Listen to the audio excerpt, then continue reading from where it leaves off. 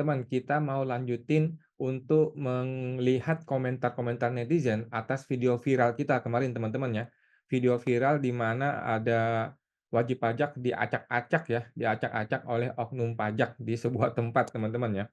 Ini mari gua sharing lagi supaya teman-teman bisa lihat lagi ya teman-teman ya. Ini adalah videonya yang bisnis diacak-acak oleh oknum petugas pajak yang asal tembak angka ke wajib pajak. Kalau nggak salah dia tembak sekian, kemudian dinego jadi sekian, dinego jadi sekian. Jadi kayak dagang pasar gitu ya. Jadi kayak dagang pasar dengan si oknum pajak ini akhirnya tidak sepakat dan akhirnya WP dihabisin ya, dihantam dengan angka pajak yang menurut dia luar biasa besar. Ini sudah yang nonton 12.000 orang teman-teman ya. Segera teman-teman nonton di video Pajak Smart ya, jangan sampai ketinggalan. Gue akan bacakan lagi komentar, ini yang sudah gue like artinya sudah gue bacakan teman-teman ya. Nah ini beberapa yang belum gue bacakan, ini masih terbaru lagi ya. Ada Pak Sunario, coba kita langsung ya teman-teman ya, lihat bagaimana komentar netizen terhadap video ini. Kumpulkan semua korban pajak, coba ngadu ke Mister Presiden Prabowo, mungkin enggak ya? Mmm, gua terus terang agak gimana dengan Pak Prabowo gitu ya, mohon maaf nih Pak Prabowo, sepertinya sih kita agak sedikit-sedikit pesimis ya dengan Pak Prabowo, tapi okelah nanti kita akan coba ya teman-teman ya, thank you. Bapak Tok Tok App, sama persis dengan masalah saya. Dulu saya punya 2 toko gadget, akhirnya tutup karena masalah pajak, memang gila ya. "Kena tagihan pajak berapa Om?" katanya. Memang gila ya, sudah nasib, oke, sudah nasib warga Konoha ya. Mana replay saya? Sudah nasib, oke, sudah nasib aku bilang ya, mohon maaf ya, begitulah.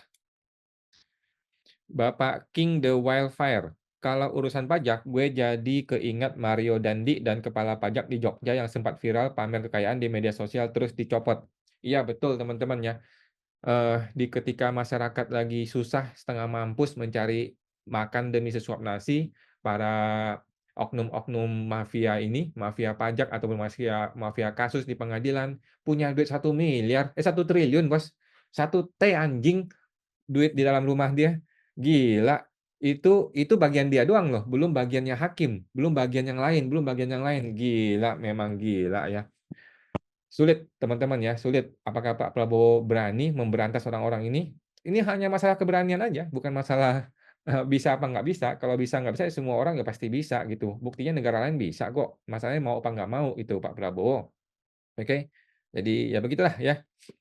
Berburu dalam kebun binatang, WP-nya itu-itu aja, oke? Ya iyalah kata Pak Daryati, hemat waktu dan tenaga, tinggal buka history mana yang nggak ngelawan dan memilih bayar daripada ke jalur pengadilan pajak. Target tercapai, pulang bisa main sama anak. Betul, luar biasa. Ini the quote quote of the day ya. Ini quote of the day ya. Iyalah, ngapain, capek-capek kan? Ngapain capek-capek di kebun ada binatang yang masih gemuk, yang masih bisa digarap, masih bisa ditembak, ngapain gua keluar hutan belantara ya kan gitu teman-teman ya. Mending gua tembak yang sudah ada, yang masih patuh, yang masih tidak melawan, gua peras sedikit, penerimaan negara tercapai, tahun depan gua peras lagi, kan begitu, ya.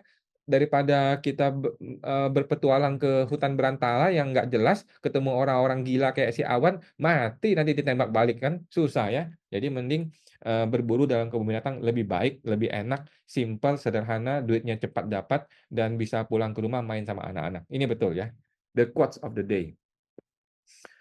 Nah ini sudah komentar.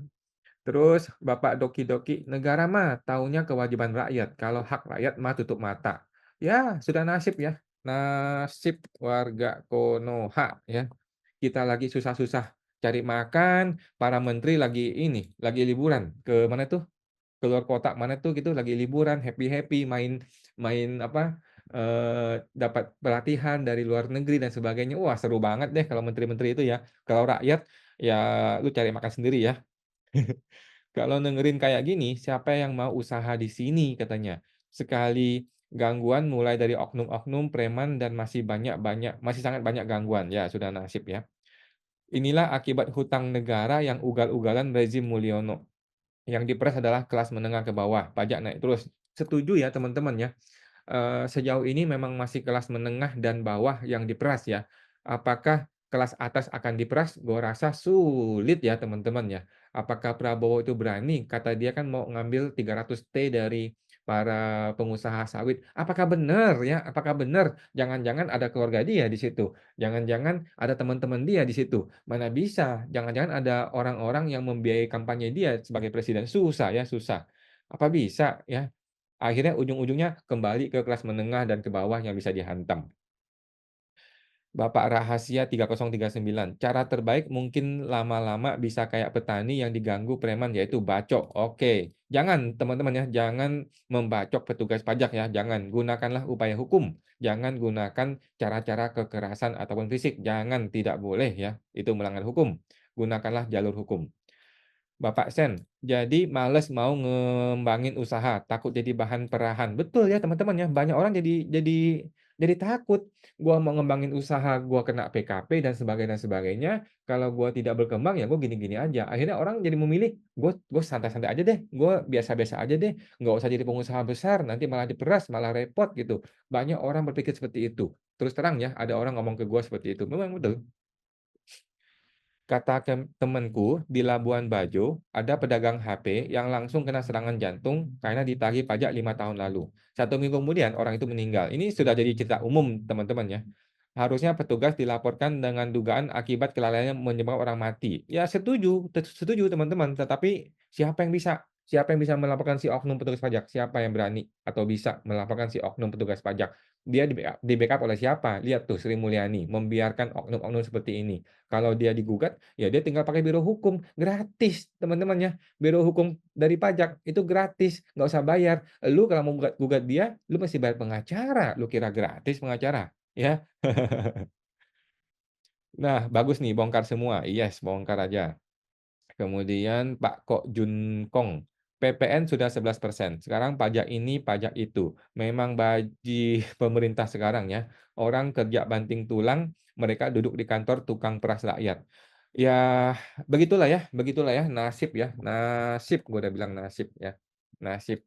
Mau gimana? Sekarang mau gimana teman-teman ya? Apa solusinya? Lu mau serang balik? Ya seperti gua. Mau nggak seperti gua? Masuk ke pengadilan pajak, kita gugat terus si oknum-oknum ini. Mau nggak teman-teman ya? Kalau Anda mau, ayo dong berjuang di pengadilan pajak. Jangan cuma marah-marah doang, jangan cuma ngomel-ngomel doang. Ayo, jangan cengeng teman-teman ya. Ayo kita ke pengadilan pajak, kita gugat oknum-oknum ini. Kalau memang lu mau cari keadilan, teman-teman ya. Walaupun kadang-kadang ketemu hakim yang error, ya nggak apa-apa lah. Bapak Andis, usaha di sini untung dapat Avanza tapi hilangnya rumah. Gila, main judi saja nggak kayak gini.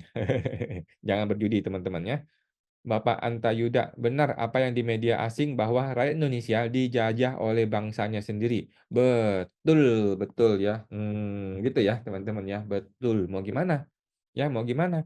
Dia sudah dapat kekuasaan, dia punya kekuasaan untuk menghantam kita, dia punya instrumen pemerintah untuk di-backup oleh bosnya. Kita bisa apa? Ya kita hanya bisa menggunakan upaya hukum, teman-teman ya, nggak bisa yang lain ya. Apa Ibu Menkeu nggak tahu kalau bawahannya sedang di masyarakat sudah bukan rahasia lagi pada tahu kelakuan petugas pajak. Tidak semua, tapi hampir semua. Hehehe, kata orangnya, Bu Menkeu bisa jadi atau mungkin saja malah melindungi dan sekaligus kroninya. Wah, gawat kan Indonesia kalau begitu ya. Justru dari kepala ikannya busuk. Betul ya kata Pak Prabowo ya ini teman-teman ya. Ikan itu busuk dari kepalanya, teman-teman ya, bukan busuk dari bawah. Jadi kalau lu mau tahu bagaimana Sri Mulyani, lu mesti lihat perilaku anak buahnya. Oke? Kalau lu mau tahu bagaimana cara kerja Sri Mulyani, lihatlah cara kerja anak buahnya. Disitulah tercermin bagaimana perilaku Ibu Sri Mulyani ya. Apa yang dia tampilkan di media sosial berbeda dengan yang sebenarnya, teman-teman ya. Karena yang sebenarnya akan tercermin dari perilaku anak buahnya. Lihat sendirilah anak buahnya seperti ini, teman-teman ya. Dibiarkan oleh Menteri Keuangan. Lagi nih, sama saya sembako untungnya tipis. Dalam 3 tahun kena 1,5 miliar, buset. Yang bikin parah itu PPN. Sembako nggak kena PPN ya Pak. Memang pajak ini bikin ekonomi kelas menengah tambah rusak. Makanya ekonomi tambah buruk sekarang. Ya, begitulah teman-teman ya. Kita lihat ada komentar dari orang-orang. Nggak ngikut PPS atau teks amnesti ya, sekarang main tembak saja. Oke. Minta minta suap-suap juga kah? Orang bertanya nih ya. Wow, kena segitu omset pasti puluhan miliar, kena denda biasanya nggak pernah lapor atau ngakali SPT. Nah ini mulai ada buzzer teman-teman ya. Jadi, eee, banyak banyak oknum petugas pajak itu nggak peduli lu untung apa rugi, pokoknya omset puluhan miliar dia tembak, angkanya pajak sekian gitu ya. Kan mesti dilihat dulu dong orang untung apa rugi. Nah tetapi yang namanya oknum nggak peduli teman-teman ya. Ini ada lagi, Pak Wahyohe. Apakah Pak Wahyu? Pak siapa? Wisnu bukan ya?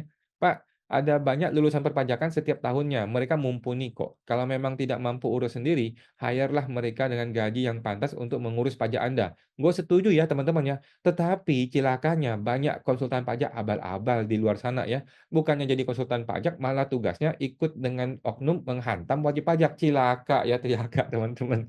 Tetapi itu hanya sebagian ya, itu pun di Konoha lah ya.